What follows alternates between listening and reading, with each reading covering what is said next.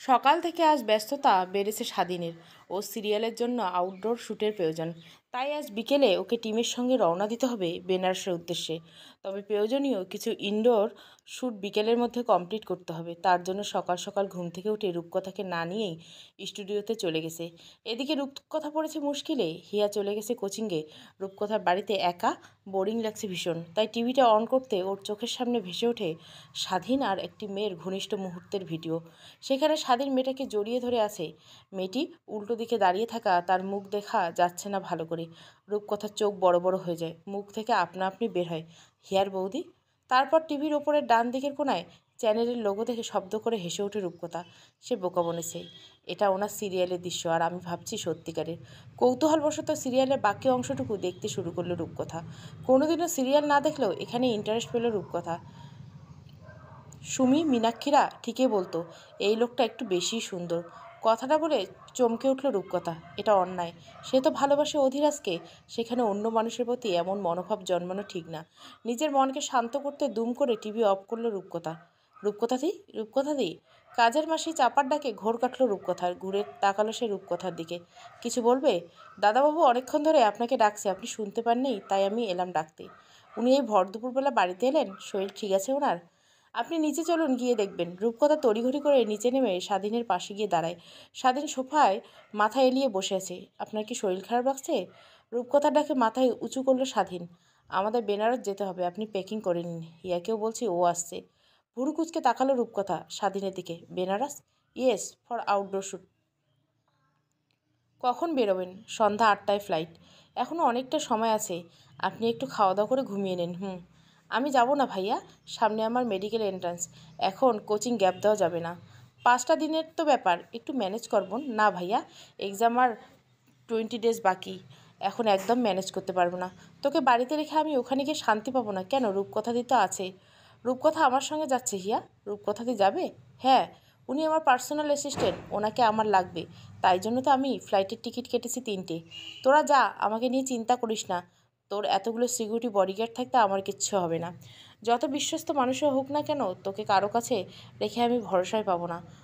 আমি তাহলে এই কদিন ছোটো মাসির কাছে গিয়ে থাকি। থাকতে পারবি তো? শিওর তুই? 100%। এতক্ষণে ভাই বোনের কথাবার্তার মাঝে চুপ করে দাঁড়িয়েছিল রূপকথা, কিন্তু কিছু একটা ভেবে সে মুখ খুলতে বাধ্য হলো। বলছি কি, আমি একা আপনার সঙ্গে যাব? স্বাধীন ভুরু কুচকে তাকালো রূপকথার দিকে। রূপকথার কথার ধার সে বুঝতে পেরেছে। You think I am a characterless person? You are not safe to me. নিজের কথায় নিজের লজ্জায় পড়ল রূপকথা। জিভ কামড়ে মাথা নিচু করলো সে। আপনার যদি তাই মনে হয়, আপনাকে যেতে হবে না। আমি একাই ম্যানেজ করে নেব বিষয়টা। আমি বলতে চাইনি এরকম। তাহলে যান, তাড়াতাড়ি রেডি হন। রূপকথা আর একটা মুহূর্ত দেরি করলো না, ছুটে ওপরে চলে গেল। পিছু পিছু এলো হিয়া। এভাবে ছুটে এলে কেন রূপকথাদি? আর একটুখানি থাকলে তোমার ভাইয়া আমাকে আস্ত চিবিয়ে খেত। যা রাগ ওনার নাকের ডগায়, পুরো রামগরুরের ছানা। এই রূপকথাদি, আমার ভাইয়ের নামে একদম খারাপ কথা বলবে না। তাহলে কিন্তু আমি আমার ভাইয়ের সব খারাপ গুণগুলো বলবো, ঠিক আছে? আমি কিছু বলছি না, তুমিও কিছু বলো না। এখন রেডি হও, হাতে মাত্র 2 ঘন্টা আছে। এয়ারপোর্টে একদম সামনে হিয়া আর স্বাধীনের ছোট মাসির বাড়ি হওয়ায় হিয়া স্বাধীনের রূপকথার সাথে গেছে। সঙ্গে নিয়েছে মাসির 24 বছর ছেলে মৈনাককে। এই ভাইয়া পৌঁছে ফোন করবি, আর রূপকথা দিকে দেখে দেখে রাখবি। তো রূপকথা দিয়ে আমার পার্সোনাল অ্যাসিস্ট্যান্ট হিয়া। ওনার কাজ আমাকে দেখে দেখে রাখা, আমার নয়। দুজন দুজনকে দেখে রাখবি। তুইও সাবধানে থাকবি, বাড়ি থেকে একদম বেরোবি না। মনু, আমার বোনটাকে দেখে রাখিস একটু। হিয়া কিন্তু আমারও বোন, সেটা কি তুই ভুলে যাচ্ছিস সাধুদা? ফিক করে হেসে ফেলল রূপকথা। স্বাধীনের এই ডাকনামটা প্রথম শুনল ও। হিয়া ভাইয়া ডাকায় এই নামটা অজানা ছিল ওর কাছে। রূপকথাকে হাসতে দেখে স্বাধীন বিরক্ত মুখে তাকালো মৈনাকের দিকে। তোকে কতবার না বলছি, মনু, আমাকে এই নামে ডাকবি না। বারে, তুই যে আমায় মনু বলে ডাকলি তার বেলা। তুই কিন্তু কথাটা সম্পূর্ণ হওয়ার আগে ওদের ডাক পড়ল। যাওয়ার আগে হাত উঁচে শুধু বলল, ফিরে এসে কন্টিনিউ করব। হিয়া, আসছি, সাবধানে থাকিস। তুইও সাবধানে যাবি। আর বাবা বিশ্বনাথের কাছে আমার জন্য একটু প্রার্থনা করিস, যাতে খুব তাড়াতাড়ি আমার কপালে একটা বৌদি জুটে। তুই কিন্তু খুব পেকেছিস হিয়া।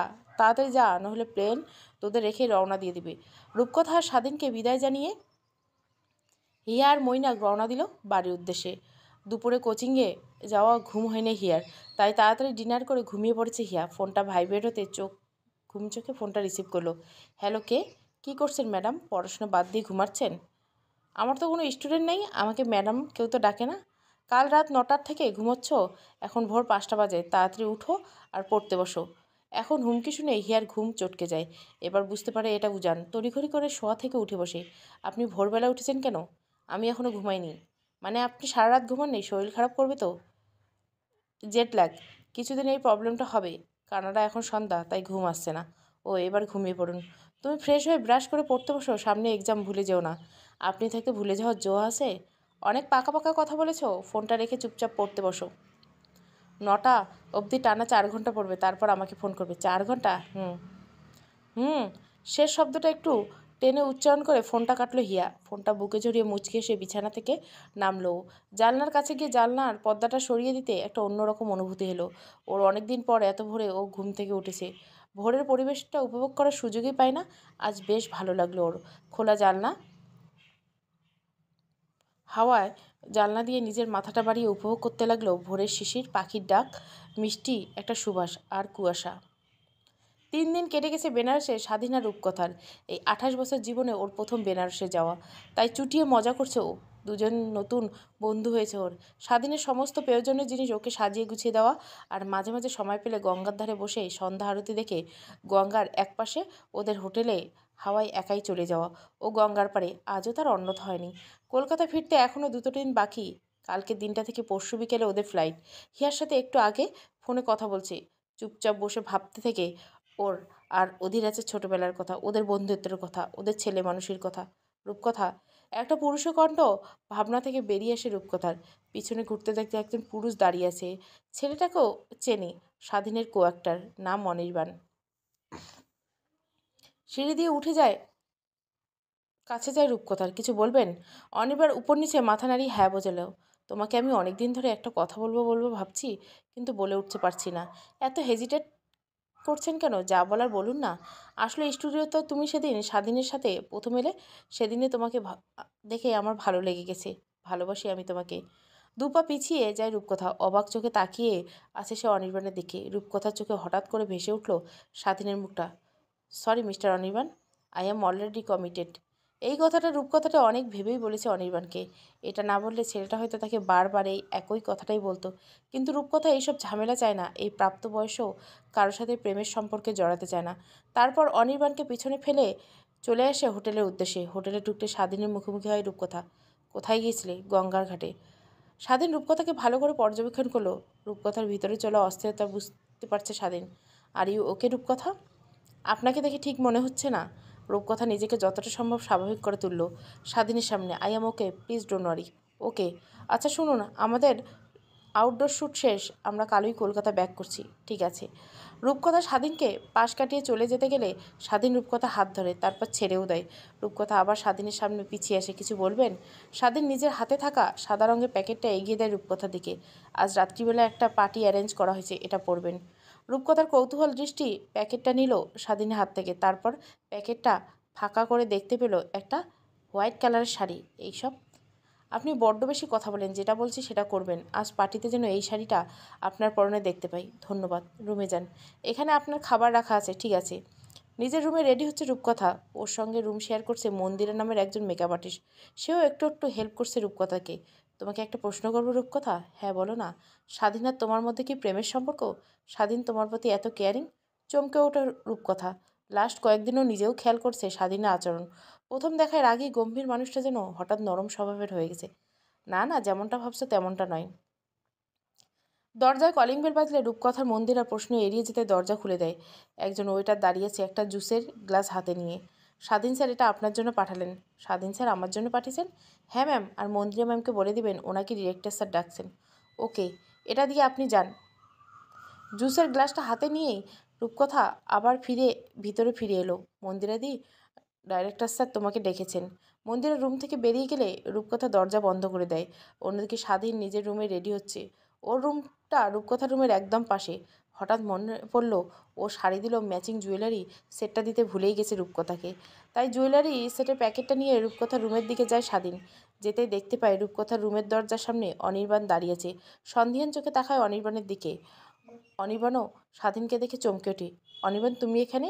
আসলে হ্যাঁ, মন্দিরাদি ডাকছিল রূপকথাকে, তাই ওকে ডাকতে এসেছি। মন্দিরাদি, আচ্ছা তুমি যাও, আমি রূপকথাটাকে ডেকে দিচ্ছি, কিন্তু তুমি যাও। অনির্বাণ বাধ্য হয়ে ওখান থেকে চলে গেলেও স্বাধীন রূপকথার রুমের বেল বাজায়। রূপকথা দরজা খুলে দিলেও ভেতরে ঢোকে। অনির্বাণ বাইরে লুকিয়ে একটা দেওয়ালে জোরে ঘুষি মেরে ওখান থেকে চলে যায়। স্বাধীন রুমে ঢোকার পর রূপকথা দরজাটা বন্ধ করে দেয়। স্বাধীন অবাক হয়, দরজা বন্ধ করছেন কেন? আমাকে কেমন লাগছে? স্বাধীন রূপকথাকে আপাতমস্তক দেখলো। হোয়াইট শাড়ি উইথ ব্ল্যাক বর্ডারের শাড়িতে বেশ ভালো লাগছে রূপকথাকে। স্বাধীন অনেকক্ষণ ধরে তাকিয়েছে রূপকথার দিকে। রূপকথা হঠাৎ করে স্বাধীনের একদম কাছে চলে আসে। স্বাধীন ভরকে যায়। মন্দিরে দিয়ে বলেছিল, আপনি নাকি আমাকে খুব কেয়ার করেন, আজ একটা জিনিস চাইবো, কি দিবেন? একটা শুকনো ঢোক গিলে স্বাধীন রূপকথাকে নিজের থেকে ছাড়ানোর বৃথা চেষ্টা করছে ও। আপনি ড্রিঙ্ক করছেন?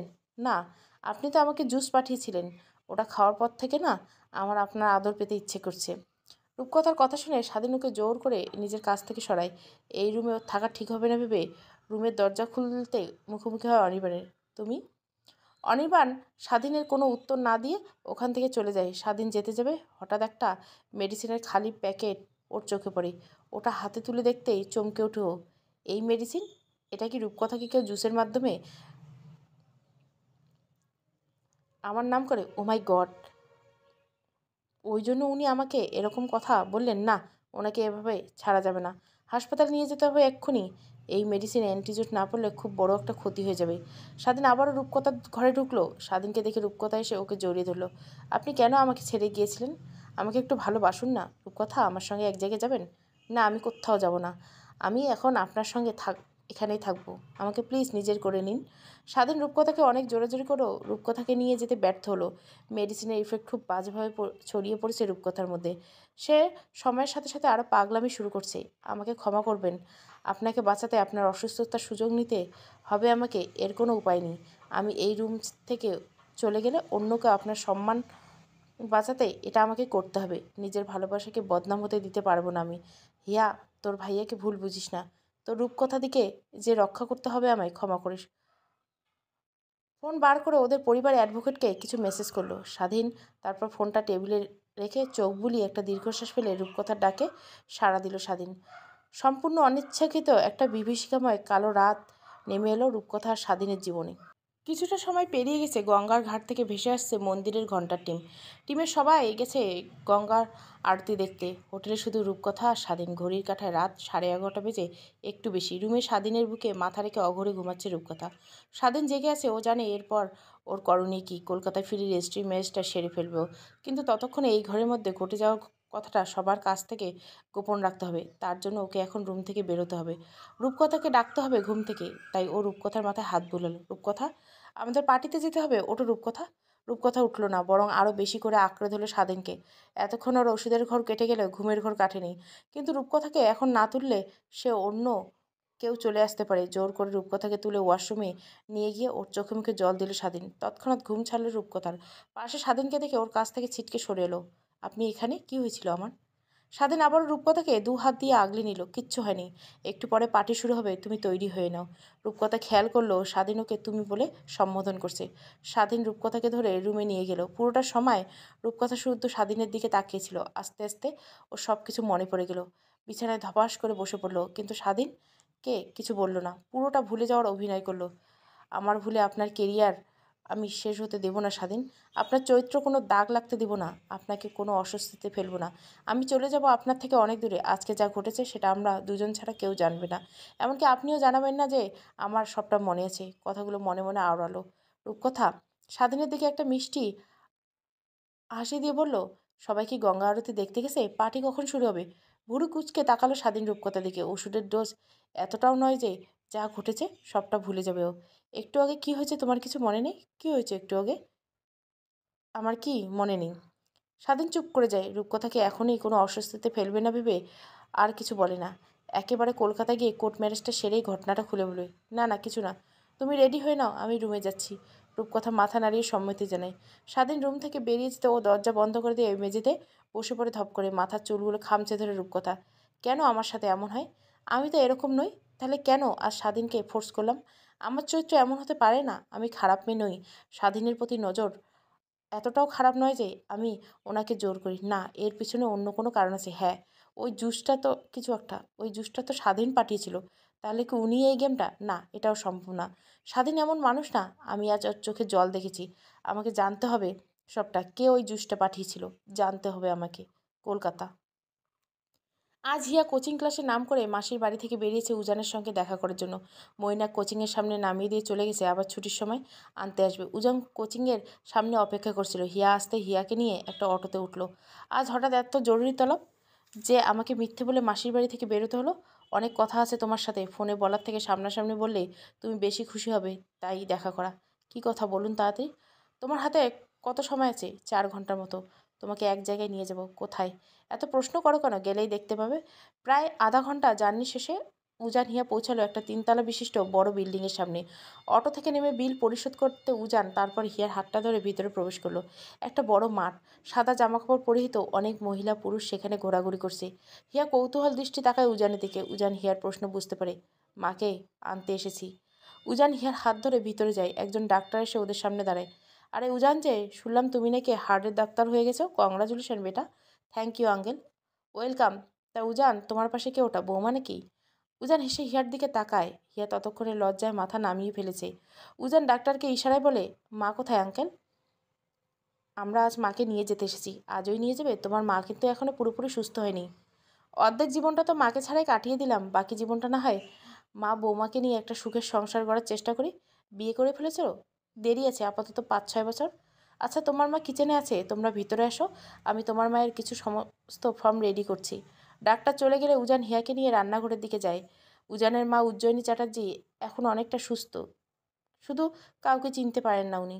খুব তাড়াতাড়ি ভুলে যান সব কিছু। কিচেনে বসে বসে লুচি বেলছিল উনি। উজান এসে ওনার কাঁধে হাত রাখেন। মা। উজ্জয়িনী দেবী ঘুরে উজানের দিকে তাকায়। মুখ কুঁচকে হিয়া আর উজানকে পর্যবেক্ষণ করে।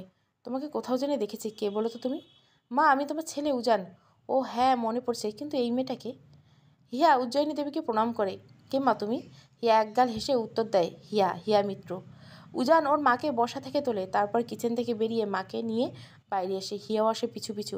উজান মাকে প্রণাম করে। মা, তোমার ছেলে চাকরি পেয়েছে। উজ্জয়িনী দেবী একগাল হেসে বারবার স্নেহ চুম্বন করতে থাকে উজানকে। হিয়ার চোখে মুখে আনন্দের রেশ। কোথায় চাকরি পেয়েছো বাবা তুমি? একটা সরকারি হাসপাতালে। প্রথমে 80,000 টাকা বেতন, তারপর আরও বাড়বে। অনেক বড় হও বাবা, প্রতিষ্ঠিত হও। মা, আমরা তোমাকে নিতে এসেছি। কোথায় যাব? আমার তো কোথাও থাকার জায়গা নেই। তোমার ছেলে আছে তো, একটা ফ্ল্যাট নিয়েছে। আজ গৃহপ্রবেশ। তুমি, দিদুন, হিয়া আর আমি একসঙ্গে গৃহপ্রবেশ করব আমরা। হিয়া, তুমি মাকে রেডি করে নিয়ে এসো। উজান একটা প্যাকেট হিয়ার হাতে ধরিয়ে দিল। হিয়া উজ্জয়িনীকে দেবীকে নিয়ে ভিতরে চলে যায়। বেনারস। রূপকথা নিজের রুমে সব কিছু প্যাকিং করছে। মন্দিরাও আছে ওর সাথে। এমন সময় দরজায় কলিং বেল বাজলো। রূপকথা গিয়ে দরজা খুলে। এই সময় স্বাধীনকে দেখে অবাক হয় রূপকথা। তোমার সাথে আমার কিছু কথা আছে, আমার সাথে এসো। রূপকথা একবার মন্দিরের দিকে তাকিয়ে বেরিয়ে আসে রুম থেকে। স্বাধীনের পিছু পিছু গিয়ে পৌঁছায় ছাদে। বলুন, আমাকে বিয়ে করবে রূপকথা? রূপকথা দুকদম পিছিয়ে যায়। স্বাধীন যে সরাসরি ওকে এই প্রস্তাবটা দিবে এটা ওর অজানা ছিল। রূপকথাকে চুপ থাকতে দেখে স্বাধীন আবারও বলে, চুপ থেকো না প্লিজ, বলো। আমি সব ব্যবস্থা করে ফেলছি, শুধু তোমার মতামতের অপেক্ষা।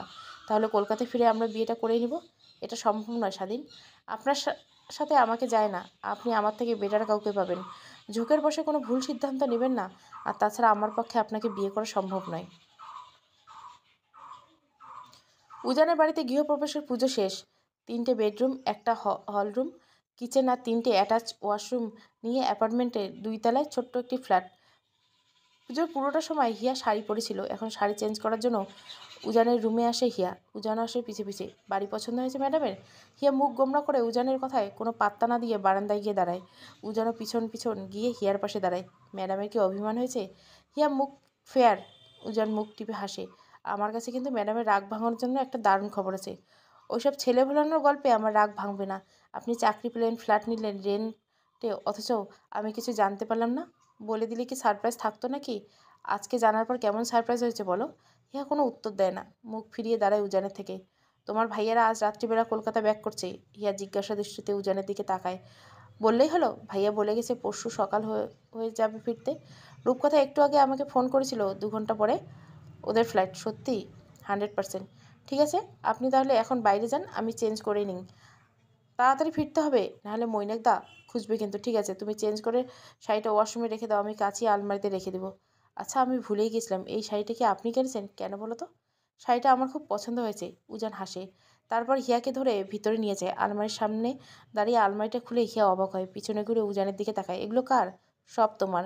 বিয়ের পরে এই শাড়িগুলো পরবে তুমি, আর ড্রেসগুলো সব কলেজে যাওয়ার জন্য কানাডা খেয়ে এনেছি এগুলো। আপনি এখন থেকে পয়সা জমাতে শুরু করছি। 4-5 বছর মাথায় যখন অনেক টাকা জমে যাবে, তখন তোমার সংসারে তোমাকে নিয়ে আসবো। এই বাড়িটা যেন তোমার নিজের বাড়ি মনে করো, তার চেষ্টা তো এখন থেকে করতে হবে। তাহলে আজ থেকে আমিও পয়সা জমাবো। তুমি কেন পয়সা জমাবে? তোমার বড়লোক ভাইয়া কি তার বোনের বিয়ে দিতে পারবে না? বরং এখন এটাই চিন্তা, আমার সাথে তোমার ভাইয়া তোমার বিয়ে দেবে কি না। ভাইয়াকে রাজি করানোর দায়িত্ব আমার। আপনি আমার জন্য এত কিছু করতে পেরেছেন, আর আমি আপনাদের জন্য করব না? আমি বাইরে যাচ্ছি, রেডি হয়ে নিচে আসো, তোমাকে ছেড়ে আসতে হবে, নইলে দেরি হয়ে যাবে। উজান হিয়ার কপালে একটা স্নেহ চুম্বন দিয়ে রুম থেকে বেরিয়েই যায়। উজান নিচে হিয়ার জন্য অপেক্ষা করছিল। এমন সময় রূপকথার ফোন করে উজানকে। কিরে, কখন আসছিস? আমাকে এয়ারপোর্টে আনতে আসিস তো ভাই। হিয়াদের গাড়িতে তো যাবে তোদের আনতে। আমি ভাবছি এবার থেকে তোর ফ্ল্যাটে থাকবো বড় মার কাছে। তুই সারাদিন হসপিটালে চলে যাবি, বড় মা আর দিদুন বাড়িতে একা হয়ে যাবে। ওনাদের খেয়াল রাখার জন্য তো কাউকে প্রয়োজন। তুই তো স্বাধীনদার বিয়ে, তোকে ছাড়া তো ওনার চলবে কি করে? আমি ভাবছি কাজটা ছেড়ে দেব। আমাকে খাওয়াতে পারবি না তুই? তোরাই তো আমার সব। তোরা 4জন ছাড়া আমার আর কে আছে? আর তোকে খাওয়াতে পারবো না? 11টায় ফ্লাইট ল্যান্ড করবে। আচ্ছা, আমি পৌঁছে যাব। ফোনটা কেটে রূপকথা ফোনটা বুকে জড়িয়ে নেয়। আমার জন্য আপনাকে বদনাম হতে আমি দেব না স্বাধীন। আমাকে আপনার থেকে দূরে যেতে হবে, যাতে কালকের ঘটনা সবার চোখে আড়াল থেকে যায়। আর আমাকে বিয়ে করা মানে আপনার জীবন নষ্ট। আপনার মতো মানুষ আরও ভালো মেয়ে ডিজার্ভ করে। মাঝখানে কেটে গেছে প্রায় একটা মাস। রূপকথা আর যায়নি স্বাধীনের বাড়ি। সমস্ত যোগাযোগ বিচ্ছিন্ন করেছে ও স্বাধীনের সঙ্গে।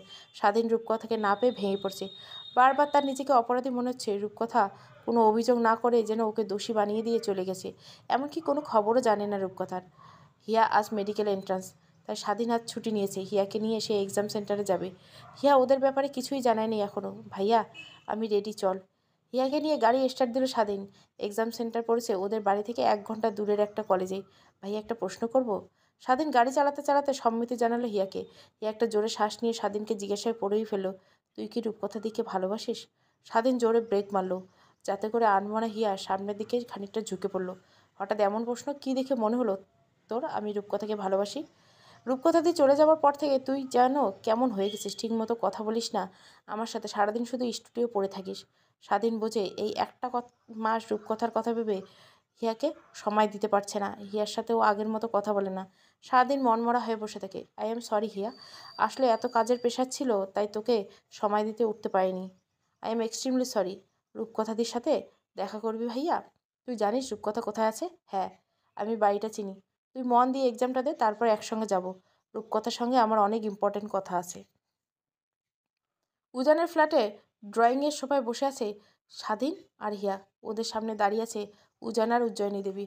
রূপকথা কিচেন থেকে চায়ের ট্রে নিয়ে সবাইকে চা দেয়। উজ্জয়িনী দেবী হিয়াকে অনেকক্ষণ ধরে দেখছে, কিন্তু মনে করতে পারছে না। আচ্ছা মা, তোমাকে আগে কোথাও দেখেছি বলো তো? হিয়া একবার স্বাধীন আর একবার উজানের দিকে তাকায়। আমি হিয়া আন্টি। হ্যাঁ হ্যাঁ, মনে পড়ছে, কিন্তু তুমি তো আমাকে মা বললে। উজ্জয়িনী দেবীকে কথাটা শেষ করতে দিলেন না উজান। শুধু ওষুধ খাওয়ার বাহানায় ওকে রুমে নিয়ে এসে সোফায় বসালেন। কিছু মনে করবেন না, আসলে মায়ের শরীরটা একটু খারাপ। না না, ঠিক আছে। কিন্তু উনি হিয়াকে চিনলেন কি করে? হিয়া বড় বড় চোখ নিয়ে উজানের দিকে তাকালো। উজান চোখের ইশারা আশ্বস্ত করলো হিয়াকে। মিস মিত্রকে তো আগে একবার এখানে এসেছেন। হিয়া, তুই এখানে এসেছিলি? কই বলিসনি তো, ভুলে গিয়েছিলাম। স্বাধীন আর কিছু বলল না হিয়াকে। ওর এখন একটাই কাজ, রূপকথাকে কনভিন্স করা। স্বাধীন উজানকে উদ্দেশ্য করে বলে, আপনি তাহলে এখন এইবারে অভিভাবক? আচ্ছা, রূপকথার সাথে আপনার সম্পর্ক কী? রূপকথা আমার দিদি হয়, আমাদের বয়সের পার্থক্য বেশি। না হয় আমি ওকে নাম ধরেই ডাকি। তাহলে এই মুহূর্তে রূপকথার বাবার অবর্তমানে আপনি রূপকথার অভিভাবক, তাই তো? বলতে পারেন তাই। স্বাধীন এই প্রশ্নে হিয়া অবাক হয়ে যায়। রান্নাঘরের দরজায় লুকিয়ে দাঁড়িয়ে থাকা রূপকথাও কিছুটা অবাক হয়ে যায়। ভাইয়া, তুই ওনাকে এইসব প্রশ্ন করছিস কেন? হিয়া রান্নাঘরের দরজার পেছন থেকে রূপকথা দিকে নিয়ে, ভিতরে যা তুই, আমার ডক্টর চাটরাজ্যের সাথে কিছু কথা আছে। স্বাধীনের কথা শুনে রূপকথা দরজা থেকে সরে দাঁড়ালো। উজান আর হিয়াও তাকালো। এদিকে রূপকথাকে দেখতে পেল না, তাই উজান ডাকলো, রূপকথা দি, এদিকে শোনো। উজানের ডাকে রূপকথা ধীর পায়ে রান্নাঘর থেকে বেরিয়ে আসে। স্বাধীন আর রূপকথা চোখাচোখি হতে রূপকথার চোখ সরায়। বল ভাই। মিস মিত্র, ওকে বাড়িটা একটু ঘুরে দেখাও।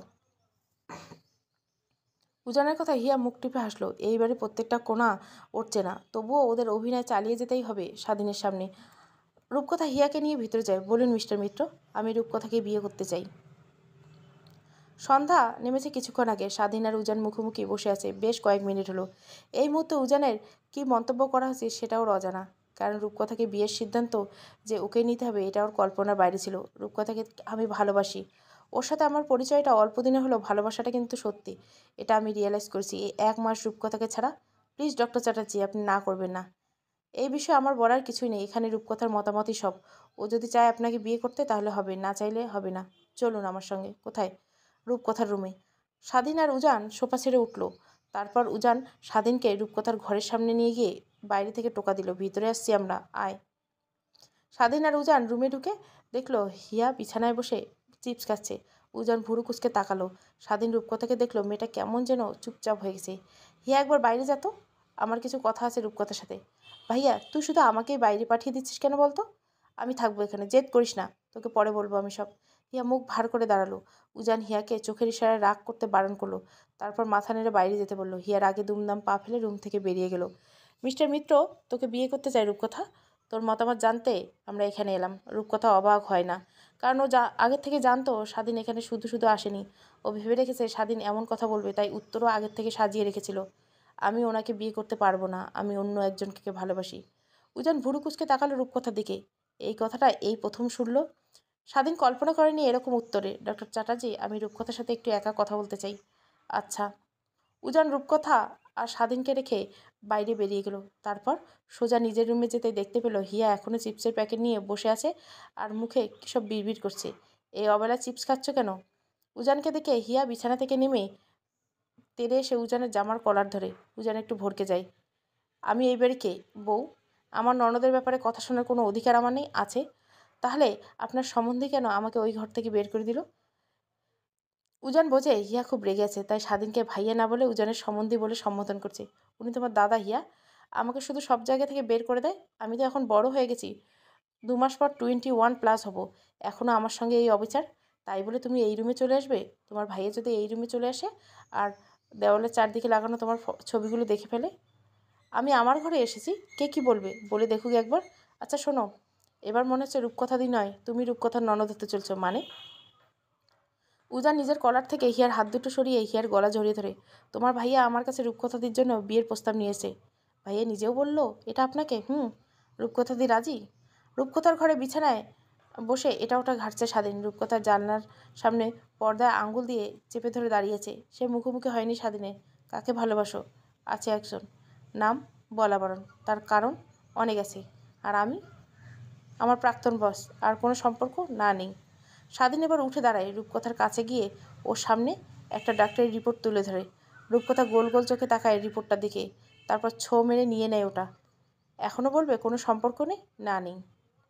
স্বাধীন রূপকথাকে চেপে ধরে নিজের দিকে ঘোরালো। রূপকথা এখনও মাথা নিচু করে আছে।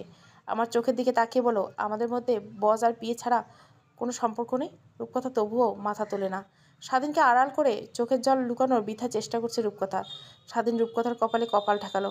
বেনারসে আমাদের মধ্যে যেটা হয়েছিল সেটা ভুলে যাওনি?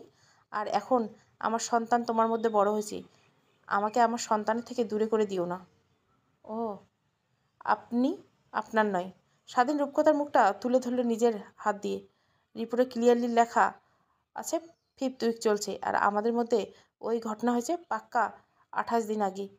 তারপরও তুমি বলবে ও আমার সন্তানে? রূপকথা কোনো উত্তর দেয় না। কান্নার গতিটা বাড়ছে আরও। স্বাধীনের স্বর কম্পিত ভাব। স্বাধীন আবার বলে, ভাগ্যিস লুকোতে ভুলে গেছিলে, ভুলবশত বালিশের তলায় রেখে দিয়েছিলে, নইলে আমার কাছে আমার সন্তানের আগমনের কথাটা যে অজানাই রয়ে যেত। হঠাৎ শব্দ করে কেঁদে উঠল রূপকথা।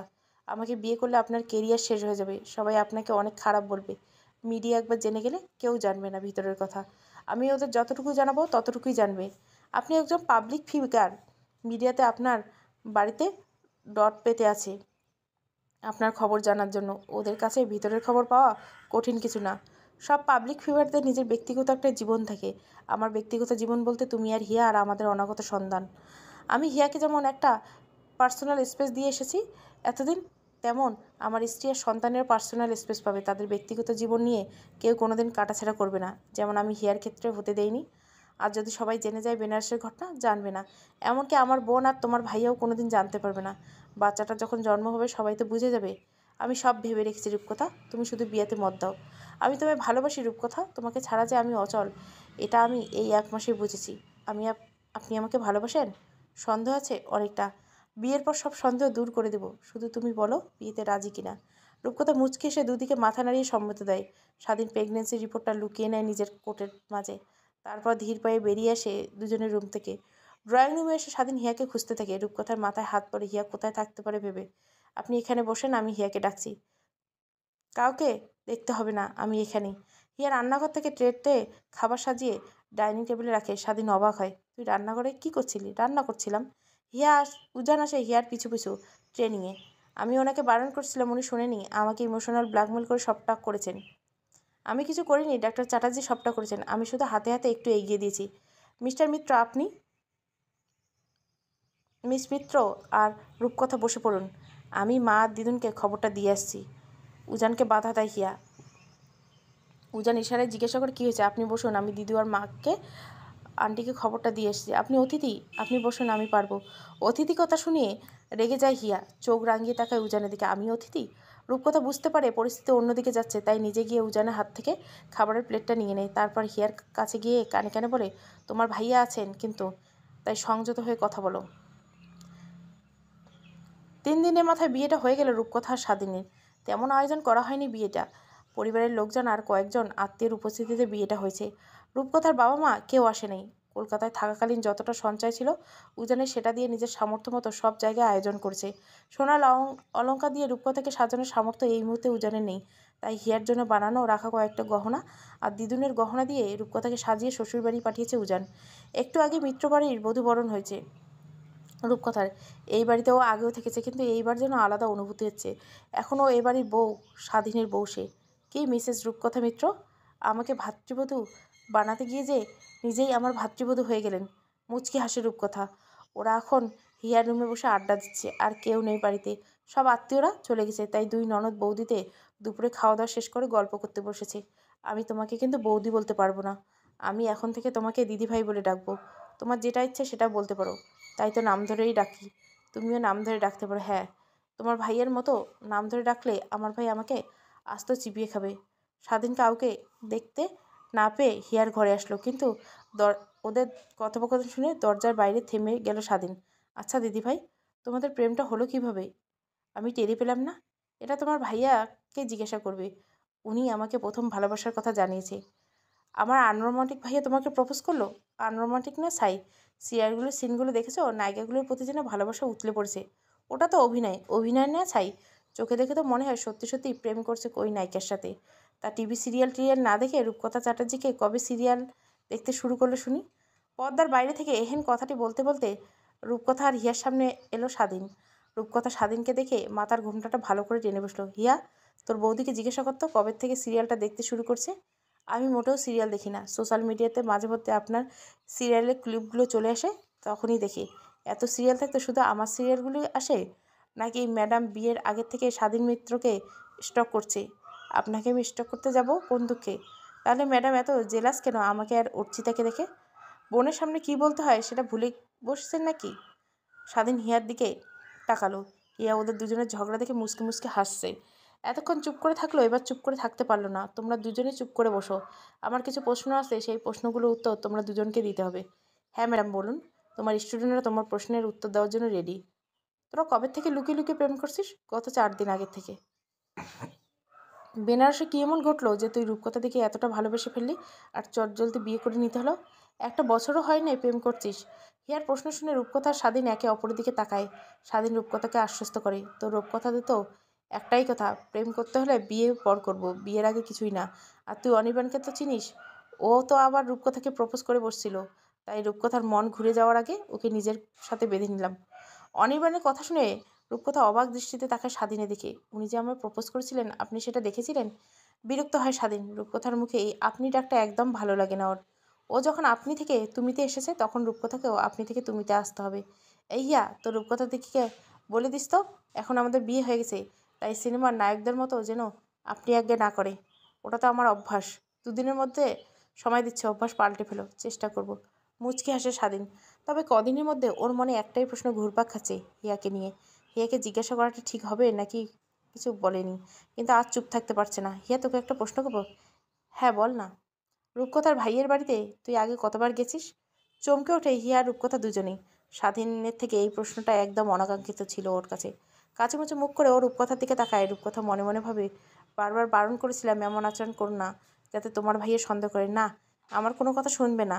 আজ সকালে তো একবার এক কাঠি উপর করে দিয়ে ভাইয়ের আলমারি থেকে শাড়ি বার করে পড়লো। সেটা তো স্বাধীন দেখেছে। এবার ম্যানেজ দেবো কী করে আমি? কী হলো? প্রশ্নটা আমি তোকেই করছি। তুই রূপকথার দিকে তাকিয়েছিস কেন? আজ ডক্টর চ্যাটার্জির আলমারি থেকে ওনাকে না বলে শাড়ি বের করে নিলি কেন? এতটা সাহস তো তুই পাবি না। কে দিয়েছে তোকে এত সাহস? আর বড় মাকে বা তুই মা বলিস কেন? হিয়ার ভিতরে তোলপাড় শুরু হয়েছে। ভাইয়ের সবটা জেনে গেছে ভেবে ভয়ে ততস্থ হয়ে রূপকথা শাড়ির আঁচল খামচে ধরে হিয়া। রূপকথা নিজেকে স্বাধীনকে ভয় করে। হিয়ার হয়ে কথা বলার মতো অতটা সাহসও হয়নি। তবু উজান হিয়ার সম্পর্কটা বাঁচাতে নিজেকে শক্ত করে রূপকথা। আমার মা মানে ওর মা। আর বড় মা তো হিয়াকে খুব ভালোবাসে, নিজের মেয়ের মতো দেখে। তাই বড় মাই বলেছিল হিয়া যেন ওনাকে মা বলে রাখে। সে না হয় ঠিক আছে, কিন্তু ওই যে হুটহাট করে ওর রান্নাঘরে ঢুকে যাওয়া, উজানের বেডরুমে ঢুকে যাওয়া, এতটা বেয়াদব তো না। বেডরুমে ঢুকলো ও ঠিক ছিল, কিন্তু ও তো সোজা উজানের আলমারি থেকে শাড়ি বের করছিল। ওটা তো আমিই বলেছিলাম, আসলে ভাইয়ার আলমারিতে সব শাড়িগুলো আমার, তাই ওকে নিয়ে আসতে বলেছিলাম। কথাটা বলে রূপকথা স্বাধীনের মুখের দিকে তাকায়। ওর কথাগুলো যে খুব একটা বিশ্বাস করছে তা নয়, আবার অবিশ্বাসও করেনি।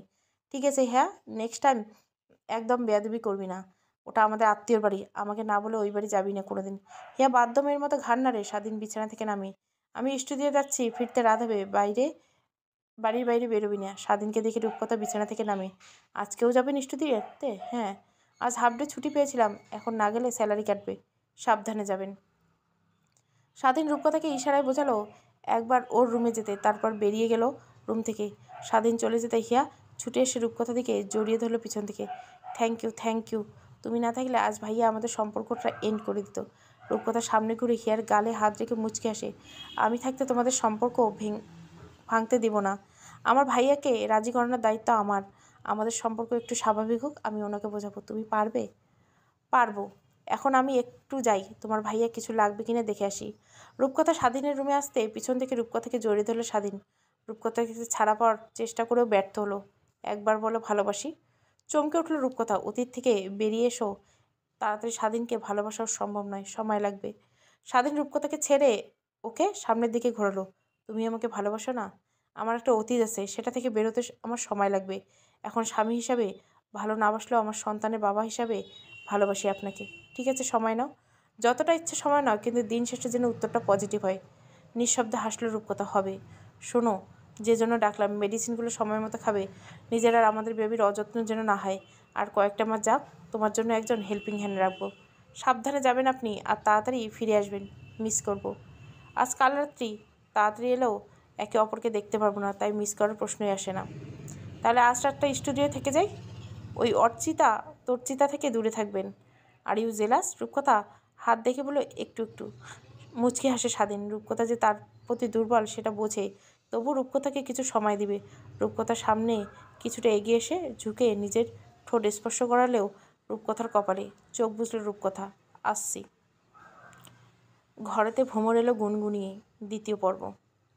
ভালো লাগলে অবশ্যই লাইক, শেয়ার এবং সাবস্ক্রাইব করবেন। Thank you for watching.